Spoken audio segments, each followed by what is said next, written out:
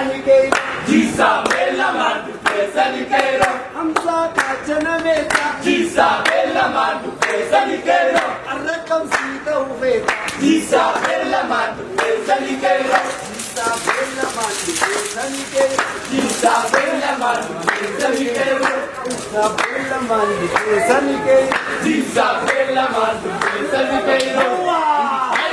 Alele Boji, Bambia, Alele Boji, Bambia, Hamza Khia Jannah, Bambia, Bona Khia Jannah, Bambia, Khia Jannah, Bambia, Alele Boji, Bambia, Alele Boji, Bambia, Hamza Khia Jannah, Bambia, Khia Jannah, Bambia, Khia Jannah, Bambia, Hamza Khia Jannah, Bambia, Bona Khia Jannah, Bambia.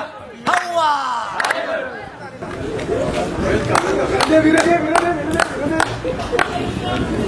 Hamza. Itoophiyaan haala gartee jijjiirama biyyattii alaa isii dura kottetti deemaa jirti.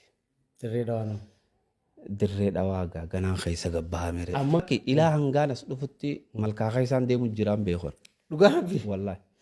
Kanaafuu alhamdulillah. Qabanis. Yaa hunda.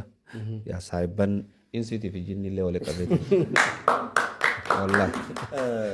Sarru dhugatti Hamzaan jijjiirama amma dhufe kana keessa shoora mataa isaa baachaa ture. Keessaafuu akka dhugatti dhugaa ilma namaa baasuufis qabsoo amantii irratti godhuu tureefis keessaafuu hoggansa jijjiirama bareedaa kanatti dalagaa jiru kanarratti gaafa duulan gaafa maqaa balleessan abdii kutachiisuudhaaf gaafa tattaafatan nama lakkii jijjiirama bareedaa jira akkanaa miti akkana jee sirreessuu ture kana gaa namni dhugaan ija qabu ni harka jeetii yaada so atis jijjiirama kana keessaa qooda qabda nuuf galatoomi bagana gaan dhuftee Galatoomi khaliifaa kee. Ani wanna isa wanni godhee fi haalarraa gammadanii fi haana jaalatanii fi namni maaliif haqan agarreef hin godhe. Uummanni inni asirratti wajji wal lolaa bee saayibban kiyya warra hedduu walitti dhiyaan.